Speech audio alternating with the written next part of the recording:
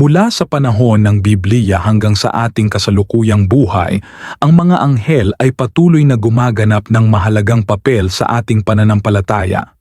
Ngunit sino nga ba sila? Ano ang kanilang papel sa plano ng Diyos? At paano nila ginagabayan ang ating buhay? Samahan ninyo kami sa pagtalakay sa misteryosong mundo ng mga anghel. Bago natin simulan, huwag kalimutang mag-subscribe sa aming channel at i-click ang bell button para manatili kang updated sa aming mga bagong video tungkol sa pananampalataya at mga aral ng Biblia. Maraming salamat sa inyong suporta.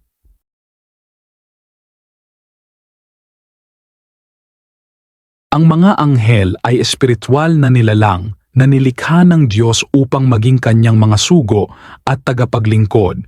Hindi sila tao at wala silang pisikal na katawan, ngunit may kakayahan silang magpakita sa anyo ng tao upang iparating ang mensahe ng Diyos.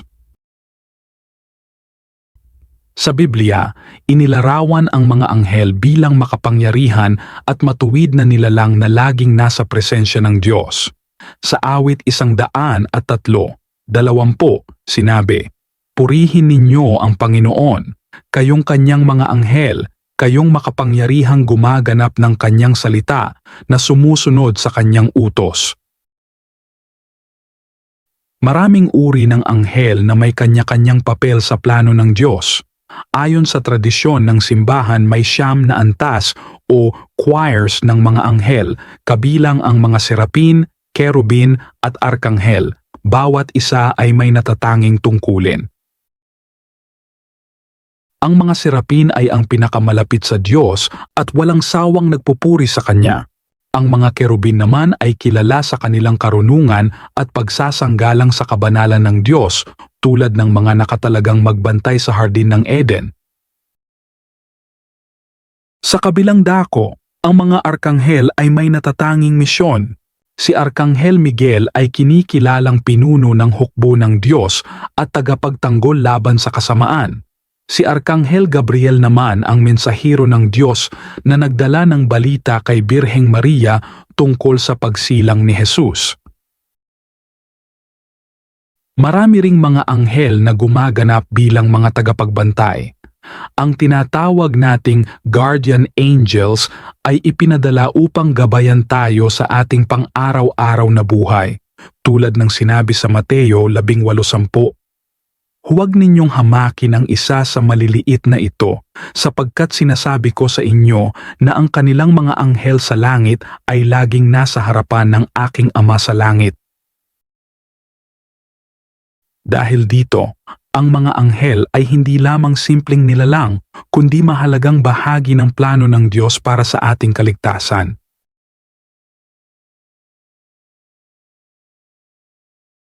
Mula pa sa lumang tipan hanggang sa bagong tipan, makikita natin kung paano ginamit ng Diyos ang mga anghel upang ihatid ang kanyang mensahe, ipagtanggol ang kanyang bayan, at ipakita ang kanyang kapangyarihan.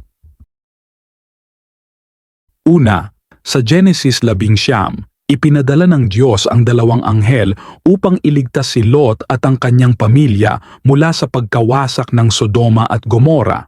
Ang mga anghel ang naging tagapagligtas ng matuwid sa gitna ng kasamaan. Pangalawa, sa Exodo 23:20, sinabi ng Diyos, "Narito, sinusugo ko ang isang anghel sa unahan mo upang ingatan ka sa daan at dalhin ka sa lugar na aking inihanda." Ito ay isang patunay na ginagamit ng Diyos ang mga anghel bilang mga tagapagpatnubay. Pangatlo, sa aklat ng Daniel, iniligtas ng isang anghel si Daniel mula sa mga leon sa loob ng yunggib, Daniel 6:22. Ipinakita nito na ang Diyos ay patuloy na nagpapadala ng kanyang mga sugo upang ipagtanggol ang mga tapat sa kanya. Pang-apat, sa bagong tipan, ginamit ng Diyos si Arkanghel Gabriel upang ihatid ang mensahe ng pagsilang ni Jesus kay Birheng Maria. Sinabi niya sa Lucas 1:28, "Magalak ka, ikaw na lubos na pinagpala, Ang Panginoon ay sumasa iyo. Panglima, sa hardin ng Getsemani, isang anghel ang nagpalakas kay Jesus sa kanyang panalangin bago ang kanyang pagpapakasakit at kamatayan. Lucas 22:43. Panganim, sa aklat ng pahayag, inilarawan ang papel ng mga anghel sa huling araw mula sa pagtunog ng 7 trumpeta hanggang sa panghuling tagumpay ng Diyos laban sa kasamaan. Pangpito, sa ating sariling buhay, may mga pagkakataon na nararamdaman natin ang paggabay ng ating mga guardian angels. Sila ang tahimik na gumagabay sa atin patungo sa landas ng kabanalan. Pangwalo, ipinapakita ng kasaysayan ng kaligtasan na ang mga anghel ay hindi lamang mga nilalang sa langit, kundi aktibong gumaganap sa plano ng Diyos para sa ating pananampalataya at kaligtasan.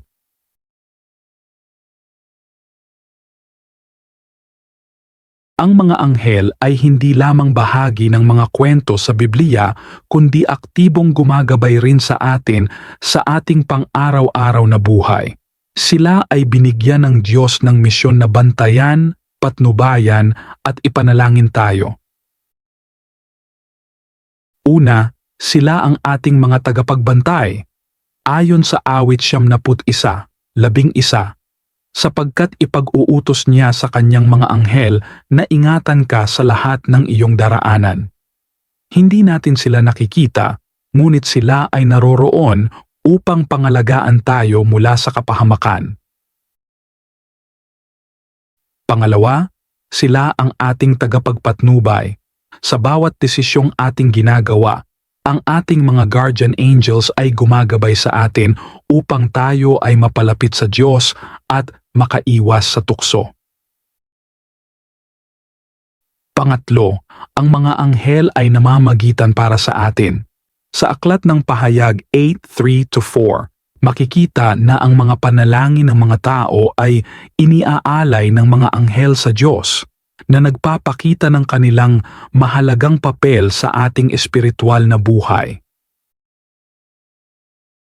Pang-apat, sila ay nagbibigay ng kaaliwan at lakas ng loob. Sa mga oras ng pagsubok, ang mga anghel ay isinugo upang ipaalala sa atin ang presensya ng Diyos tulad ng ginawa ng anghel kay Jesus sa hardin ng Getsemani. Panglima, ang mga anghel ay tumutulong sa mga nangangailangan. Maraming Kristiyanong testimonya ang nagsasabi ng misteryosong tulong na kanilang natanggap sa mga panahong sila ay lubos na nangangailangan, na tila ba isang anghel ang dumating upang sila ay sagipin. Panganim, ginagamit sila ng Diyos upang babalan tayo laban sa kasamaan. Sa Biblia, maraming beses ipinakita ng mga anghel ang kanilang papel bilang tagapagtanggol ng tao laban sa mga puwersa ng kasamaan. Pangpito, sila ay may papel sa ating huling hantungan. Sinabi ni Jesus sa Mateo 13:49, sa katapusan ng panahon, darating ang mga anghel upang paghiwalayin ang masasama sa mabubuti. Pangwalo, ang mga anghel ay isang patunay ng walang hanggang pagmamahal ng Diyos sa atin. Ipinapadala niya sila upang gabayan tayo sa ating buhay, upang hindi tayo maligaw mula sa kanyang banal na landas.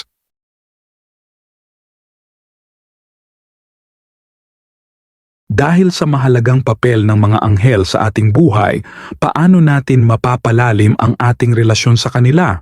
Paano natin mas mapapansin ang kanilang presensya at paggabay? Una, dapat tayong manalangin at humingi ng patnubay sa ating mga anghel. Sila ay ibinigay ng Diyos upang bantayan tayo, at kaya nilang ipanalangin ang ating mga pangangailangan sa harap ng Diyos. Pangalawa, dapat nating pag-aralan ang mga turo ng simbahan at Biblia tungkol sa mga anghel. Sa pamamagitan nito, mas nauunawaan natin ang kanilang papel at nalalaman natin kung paano sila gumagalaw sa ating espiritual na buhay. Pangatlo, dapat tayong mamuhay ng ayon sa kalooban ng Diyos. Ang mga anghel ay laging gumagabay sa mga taong sumusunod sa Diyos, kaya't kung nais nating maramdaman ang kanilang presensya, dapat tayong manatili sa landas ng kabanalan. Pang-apat, maaari nating gawing bahagi ng ating panalangin ang pasasalamat sa mga anghel. Ayon sa simbahan, ang ating mga guardian angels ay laging nasa ating tabi at nararapat lamang na ipahayag natin ang ating pasasalamat sa kanilang walang sawang paggabay. Panglima, dapat nating huwag baliwalain ang mga babala at inspirasyong maaaring nagmumula sa mga anghel. Maraming Kristiyano ang nakakaranas ng biglaang inspirasyon o babala sa mga panaginip at panalangin. Maaari itong isang paraan ng pakikipag-ugnayan ng ating guardian angel. Panganim, palalimin natin ang ating pananampalataya at pagtitiwala sa Diyos, sapagkat ang mga anghel ay nagpapahayag ng kanyang kalooban. Ang taong may malakas na pananampalataya ay mas madaling makakaramdam ng presensya ng mga anghel sa kanyang buhay. Pangpito, magpakita tayo ng kabutihan at malasakit sa kapwa. Sa Hebreo 13:2 sinabi, "Huwag kayong mag-atubiling tumanggap ng mga estranghero sapagkat sa paggawa nito may ilang nakapagpatuloy ng mga anghel nang hindi nila nalalaman." Sa pamamagitan ng kabutihan, mas nagiging bukas tayo sa biyaya ng Diyos. Pangwalo, magpatuloy tayo sa paglapit sa Diyos sa pamamagitan ng pananalangin, sakramento at pagsasabuhay ng kanyang salita. Sa ating mas malalim na ugnayan sa Diyos, mas magiging malinaw ang presensya ng kanyang mga anghel sa ating buhay.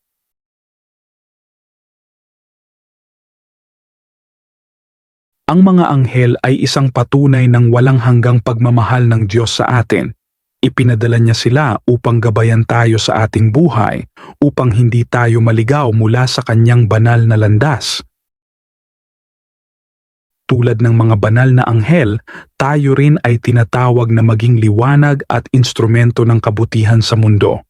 Sa ating pananampalataya, harapin natin ang bawat araw na may pagtitiwala na hindi tayo nag-iisa.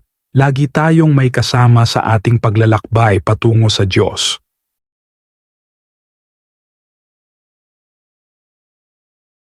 Kung naging kapakipakinabang sa iyo ang video na ito, huwag kalimutang i-like at i-share ito upang mas maraming tao ang makaalam ng papel ng mga anghel sa ating pananampalataya. Mag-subscribe sa aming channel para sa mas marami pang paliwanag tungkol sa pananampalataya at mga aral ng Biblia. Maraming salamat sa inyong panunood at naway pagpalain kayo ng Panginoon.